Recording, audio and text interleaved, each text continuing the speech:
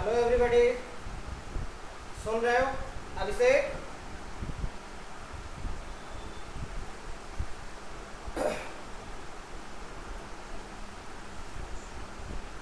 Okay. So hello friends,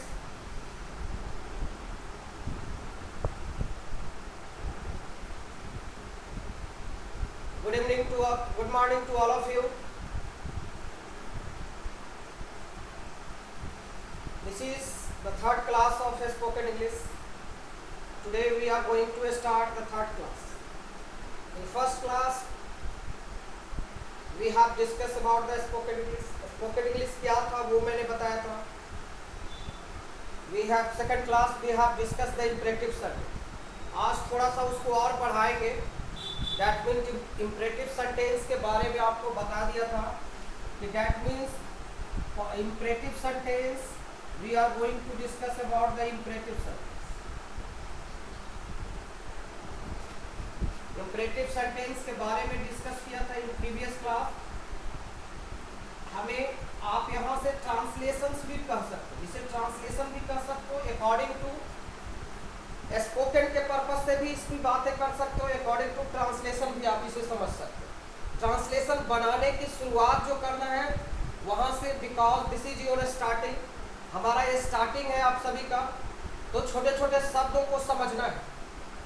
आप suppose करो किसी ने बोला राम, तो क्या अकेला राम एक सेंटेंस बनाता है? नहीं, because this is only a noun, एक सब्जेक्ट है और सब्जेक्ट कभी भी अकेला कोई सेंटेंस नहीं बनाता है.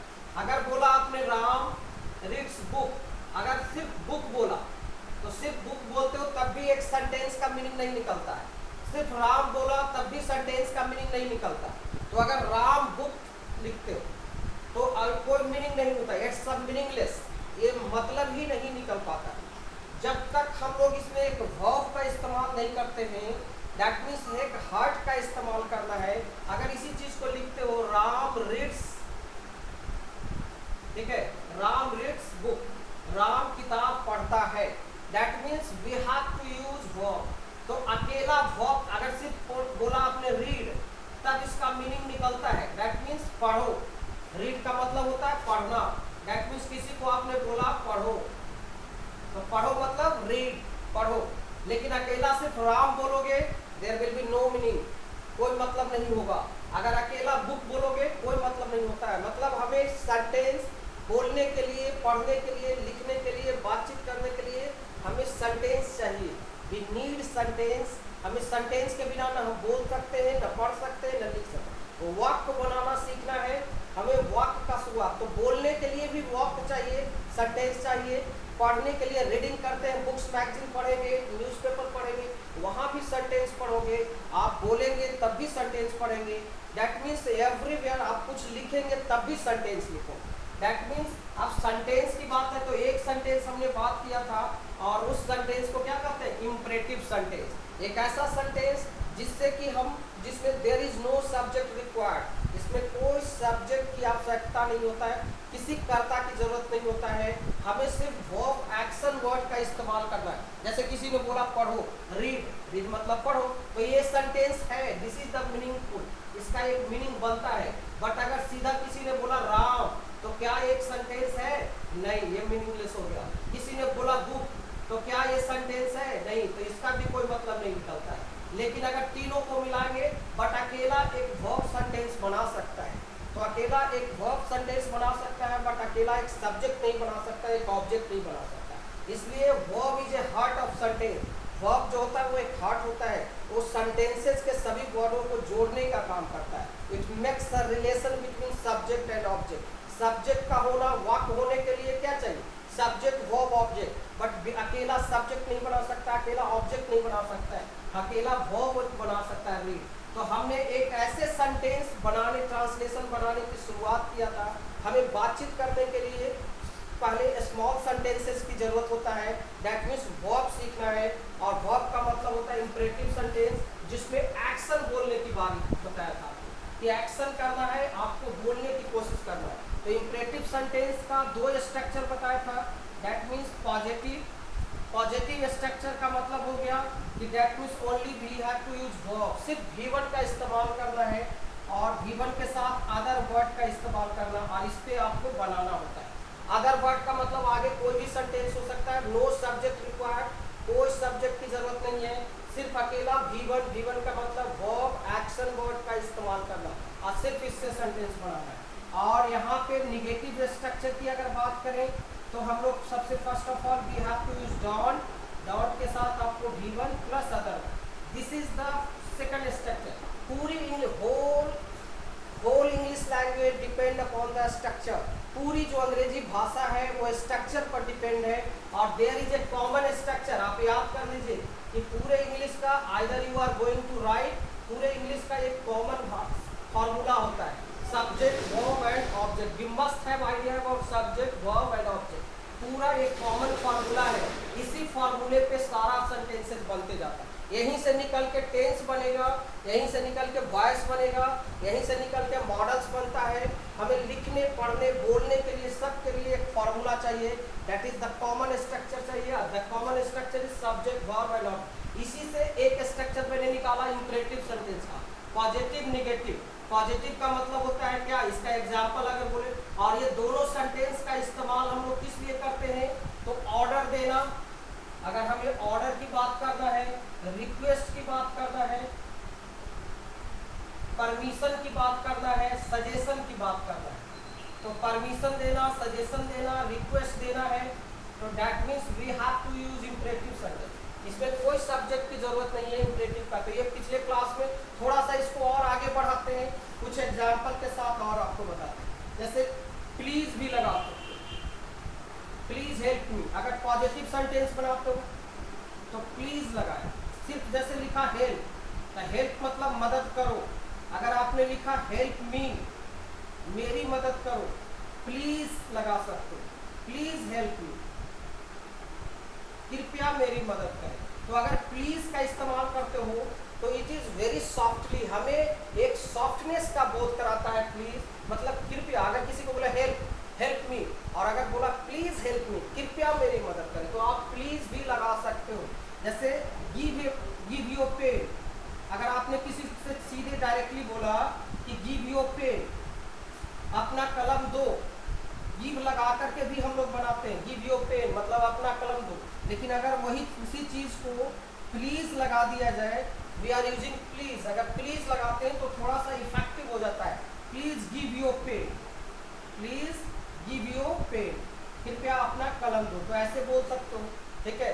तो प्लीज लगाते हैं तो इस थोड़ा सा ज्यादा सॉफ्ट होता है, इट इज अट्रैक्टिव होता है, हम लोग किसी को ज्यादा सॉफ्टनेस का बोध कराता है। और इसका निगेटिव बनाते हो तो don't help, don't think, don't help me, मेरी मदद मत करो, please help me, please don't help me, आप सब में निगेटिव बनाना है, तो इस तरह से डोंट लगा करके बताते हैं। आप लोग को बहुत सारे एग्जाम्पल्स मैंने बताया, बहुत सारे we have discuss so many examples, बहुत सारे एग्जाम्पल्स हमने डिस्कस किया था, आपको 40 सेंटेंसेस बना के भी दिखाया, all the 40 sentences that we have discuss, 40 जो सेंटेंसेस मैंने आपको बना के दिखाया था वो सब इंपरेटिव पे है। तो इंपरेटिव, अगर आपको इंग्लिश बोलना सीखना है, ट्रांसलेशन बनाने की शुरुआत करना है, तो आप यहीं से बनाना सीखो, इसमें ज़्यादा रूल्स की जरूरत नहीं होता है, सिंपल वर्ड्स की जरूरत। गिव योर पेन, इसका अगर निगेटिव बनाते हैं don't give your pen, don't give your pen. और we must have focus on pronunciation, उच्चारण पे तो ध्यान रखना है। तो इस तरह के सेंटेंस आपको मैंने पिछले क्लास में बता दिया था, आप जितना मैक्सिमम से मैक्सिमम सेंटेंसेस बनाने की कोशिश करो, up to 200 300 sentences you can make only with the help of this kinds of sentence. इस तरह के 200 300 100 150 अपना सेंटेंस सोचो। आप घर पे बैठिए, आप घर पे एक पेन कलम ले लो, और पेन कलम लेने के पेन ले लो और कॉपी ले लीजिए, और कम से कम अपने से सेंटेंस, उसमें सब्जेक्ट बोलने की जरूरत नहीं है, आप देखो सब्जेक्ट की जरूरत नहीं है, आप सिंपल सा सेंटेंस, जैसे किसी को बोला खाओ तो ईट, मत खाओ डोंट ईट, सोचो थिंक, मत सोचो, ऊपर जाओ गो अप, ऊपर मत जाओ डोंट गो अप, मुझसे बात करो टॉक टू मी, मुझसे बात मत करो डोंट टॉक टू मी। इस तरह से पॉजिटिव निगेटिव करके छोटे छोटे सेंटेंसेस आपको एक्शन, जितने वर्ड्स बोलो ठीक है, और कम से कम कोशिश करो 50 सेंटेंसेज 100 सेंटेंसेज उसको ट्रांसलेट भी कीजिए, उसमें बनाइए। इसमें it doesn't need lots of rule, इसमें बहुत ज़्यादा नियम की जरूरत नहीं होता है, सिर्फ आपको एक्शन वर्ड, जब निगेटिव होगा मत या ना लगा हुआ रहेगा तब उसमें डोंट। जैसे मत जाओ, तब मत या ना जाओ दोनों का मतलब एक ही होता है, मत जाओ या ना जाओ, ना जाए दोनों का सेंस सेम होता है। तो निगेटिव जब होता है तो डोंट का यूज करना है। तो as far as spoken English is concern, जहाँ तक स्पोकन इंग्लिश की बात है, ट्रांसलेशन बच्चों को सिखाने की बात है, तो यहाँ से आप ट्रांसलेशन समझ सकते हो, सीखना शुरू कर सकते हो। तो यहाँ तक तो आप लोग को बनाने आ गया। अब इम्परेटिव का ही एक और हम लोग बात करने जा रहे हैं, इम्परेटिव सेंटेंस का ही एक और हम लोग स्ट्रक्चर देख रहे हैं। इस पर आप लोग बहुत सारा प्रैक्टिस करो, देखो वी नीड प्रैक्टिस ओनली, हम लोग को रूल्स जानने के बाद प्रैक्टिस करने की जरूरत है। इस पर आपको और बहुत सारा प्रैक्टिस करवाएंगे इम्परेटिव का। नेक्स्ट आज देख रहे हैं यूज ऑफ लेट। आज आपको एक यूज बता रहा है इम्परेटिव में ही, लेट का यूज। ओके, तो लेट मीन्स इसका हिंदी होता है दो या दीजिए, दो या दीजिए, ठीक है। That means use of let, हमें लेट का इस्तेमाल करना है। तो लेट का मतलब होता है दो या दीजिए, किसी से कोई चीज मांगना है तो दो या दीजिए का इस्तेमाल हम लोग कर सकते हैं। तो कैसे दो या दीजिए का इस्तेमाल करेंगे वो समझते हैं। इसका स्ट्रक्चर आपको जानना होगा। एग्जाम्पल पहले देखते हैं, एक दो सेंटेंस मैं बना के दिखाता हूँ, फिर आपको आई will give you example and structure. जैसे मुझे जाने दो, अगर आपने किसी ने बोला मुझे जाने दो तो क्या बनेगा? तो first of all you have to use let, सबसे पहले लेट का इस्तेमाल करो। मुझे जाने दो तो लेट, और मुझे का यहाँ पे मीन लेट मी गो, मुझे जाने दो लेट मी गो। उसे आने दो, उसे मत आने दो, अगर इसी चीज तरह से निगेटिव बनाते हैं, उसे मत आने दो, उसे मत आने दो। तो first of all you have to use don't, सबसे पहले आपको डोंट का इस्तेमाल करना है, डोंट लेट। फिर यहाँ पे उसे एक सब्जेक्ट के रूप में है जिसका मतलब होता है हिम, तो डोंट लेट हिम कम, उसे मत आने दो। तो पॉजिटिव निगेटिव इस पे भी बना सकते हो। तो that means use of let का मतलब है दो या दीजिए। हमें इसका इसके लिए भी हम लोग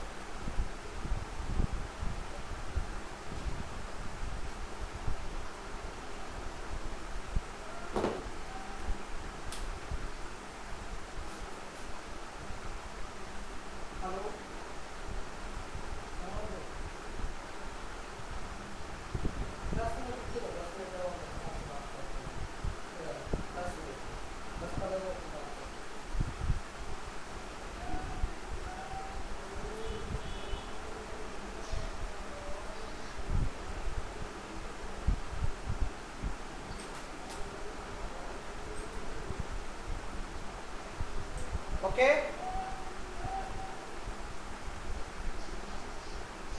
हेलो एवरीबॉडी, तो हम लोग दो या दीजिए की बात कर रहे थे। That means use of let को हमें डिस्कस करना है कि यूज ऑफ लेट का कैसे इस्तेमाल करना है। We have to use let. तो लेट का इस्तेमाल it is also use for order, request, permission, ये सारी चीज़ों के लिए हम लोग इस्तेमाल करते हैं। दो लेट का मतलब होता है दो या दीजिए के सेंस में, मुझे जाने दो, मुझे पढ़ने दो, मुझे सोचने दो, उसे आने दो, मुझे जाने दीजिए, मुझे खेलने दीजिए, उसे मत रोको, उसे आने दो, मुझे बैठने दो। मतलब लास्ट में आपको कोशिश करना है कि दो या दीजिए का इस्तेमाल करने की कोशिश करें। तो इसका पॉजिटिव बनाना है, निगेटिव बनाना है। Now we are going, I am going to write the structure. अब इसका स्ट्रक्चर मैं बताता हूँ कि कैसे आप इसका स्ट्रक्चर का इस्तेमाल करें। तो इम्परेटिव सेंटेंस में हमने छोटे छोटे देखा, फिर यूज ऑफ लेट का देख रहे हैं कि लेट का इस्तेमाल हमें कैसे करना, how to use late.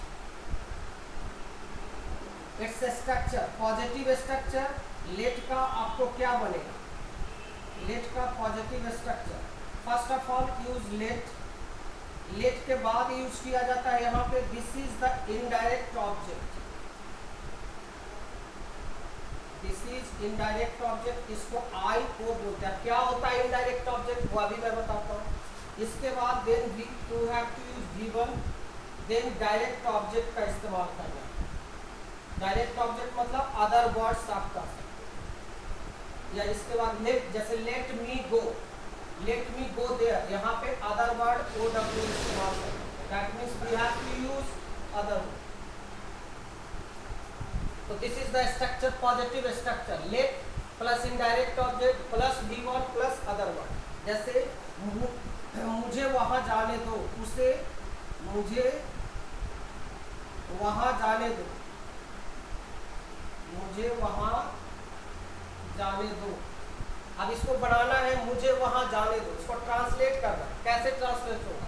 First of all you have to use it let, let का इस्तेमाल करें। यहाँ इनडायरेक्ट ऑब्जेक्ट का मतलब है मुझे, सब्जेक्ट के रूप में मुझे है, तो मुझे का तो आई होता है जब मुझे पढ़ने दो, तो यहाँ पे आई का फॉर्म होता है, आई का इनडायरेक्ट ऑब्जेक्ट मी होता है, तो लेट मी, आपको मी का इस्तेमाल करना है।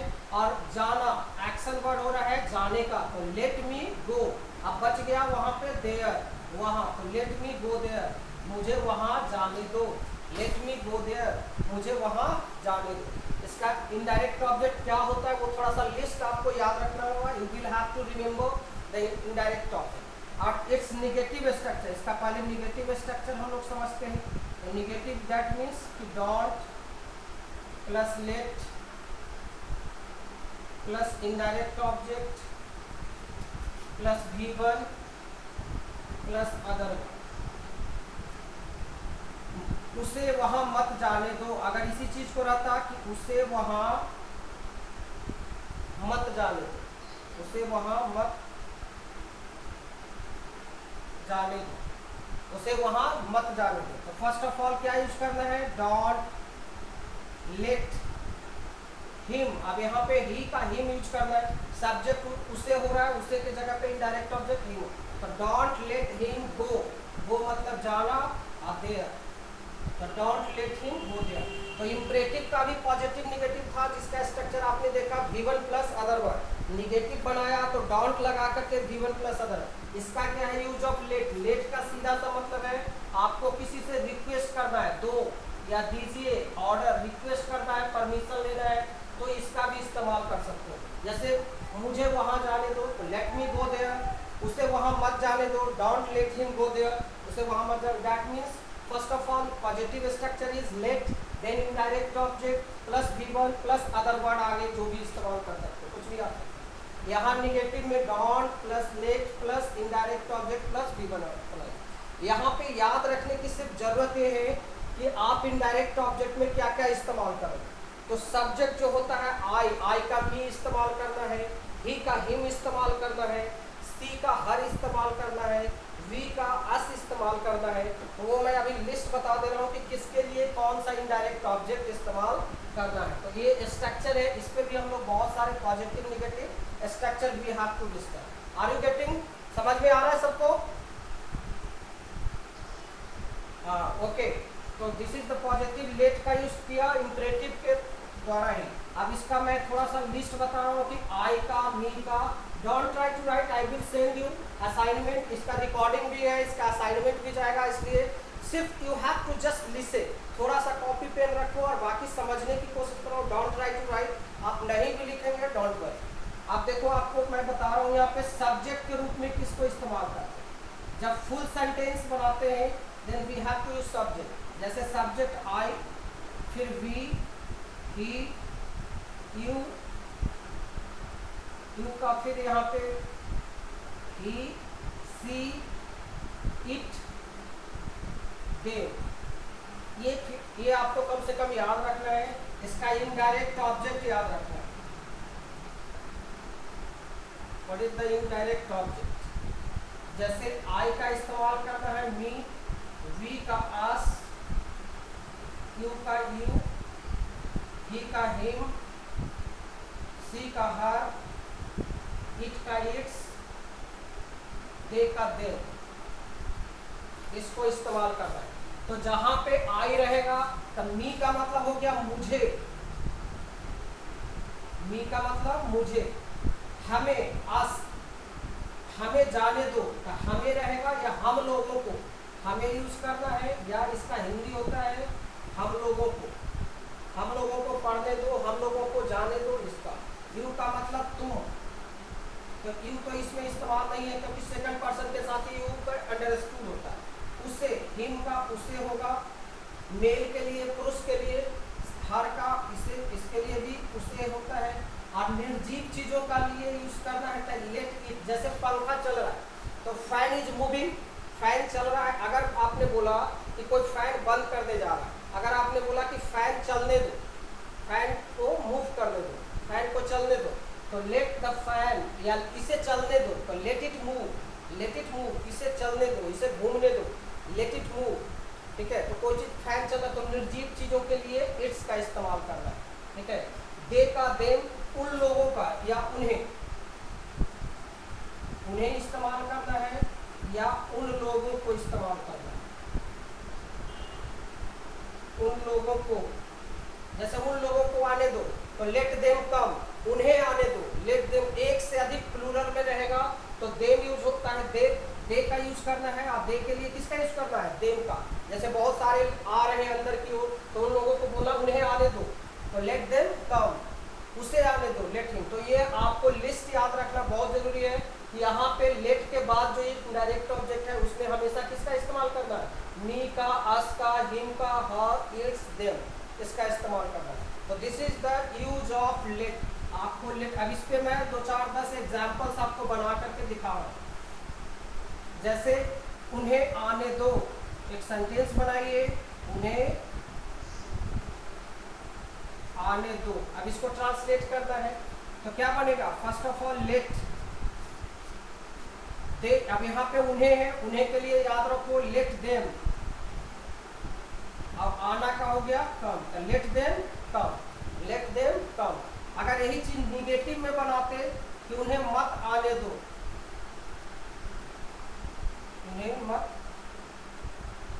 आने दो, अगर उन्हें मत आने दो बनाते तो फर्स्ट ऑफ ऑल क्या यूज करते? Don't let them come, don't let them come. मुझे पढ़ने दो, मुझे सोचने दो। अब जैसे रहता मुझे सोचने दो, लेट मी थिंक, मुझे सोचने दो, that means let me think, इस्तेमाल कर सकते हो। इसमें और भी बहुत सारे सेंटेंसेज आप बना सकते हो। जैसे आओ चले, जैसे आप लोग कहीं जा रहे हैं, 2-4 आदमी है, अगर किसी को अपने दोस्त को बोला आओ चले तो लेट अस गो। किसी चीज को शॉर्ट में बोला जाए लेट्स गो, आओ म्यूजिक शुरू करें, लेट्स स्टार्ट द म्यूजिक। आओ क्रिकेट खेले, लेट्स प्ले क्रिकेट। आओ बाजार चले, लेट्स गो टू मार्केट। इस तरह के बहुत सारे सेंटेंस बना सकते हो। तो देखो कैसे, उसका भी मैं 2-4 एग्जांपल्स आपको समझा रहा हूं। तो अगर किसी ने बोला आओ चले, अगर बोला हुआ है आओ चले, तो आओ चले का क्या बनाओ? अगर किसी ने बोला आओ चले तो इसका बनाएंगे लेट अस गो, लेट अस गो। किसी चीज को आप ऐसे लिखते हो, दूसरे तरह से आपको लिखना है let's, let's go, let's go. आओ स्कूल चले, लेट्स गो टू स्कूल। आओ बाजार चले, लेट्स गो टू मार्केट। मुझे सोचने दो, लेट मी थिंक। मुझे बोलने दो, लेट मी स्पीक। मुझे बैठने दो, let me sit. There may be lots of sentence. आपको 2 दिन का जो सेंटेंस बनाया इंपरेटिव और लेट, बिलीव मी कि up to 25%, 40% English can be spoken. पूरी इंग्लिश जो बोलने शुरुआत होता है, सेंटेंस बनाने का शुरुआत होता है, वो आप कम से कम 25 से 30%, 40% सेंटेंस इससे बना सकते हो। You can talk to anybody with the help of this concept. तो जब हम बोलते हैं तो इस तरह के सेंटेंसेस बहुत जरूरत होता है, छोटी छोटी बात करने के लिए बहुत जरूरी होता है। तो आर यू गेटिंग? समझ में आ रहा है कि आई का क्या होगा? मी। वी का क्या होगा? अस। यू के लिए यू का इस्तेमाल करना है, ही का हिम का इस्तेमाल करना है, हर का। तो सब्जेक्ट इनडायरेक्ट ऑब्जेक्ट के रूप में सब्जेक्ट का रूप ले लिया है और यही आपको इस्तेमाल करना है। और आओ चले, आओ बाजार चले, इस तरह के बहुत सारे। तो पॉजिटिव और निगेटिव आप लेट पे भी बना सकते हो। You have to make sentences, I will give you sentence. आपको बहुत सारे सेंटेंस पे इस पर भी होमवर्क दूंगा। 40-50 सेंटेंसेस मैं बनाने के लिए आपको सेंड करूंगा असाइनमेंट। आपको बना करके लेट पर भी सेंटेंसेस भेजना है। देखो कुछ और एग्जांपल देखते हैं। आओ स्कूल चले, आओ स्कूल चले, क्या बनेगा? Let's go to school.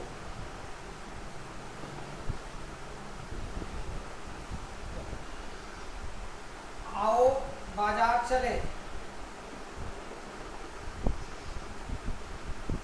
बाजार चले। Let's go to market, go to market. मुझे सोचने दो, मुझे खेलने दो, मुझे पढ़ने दो।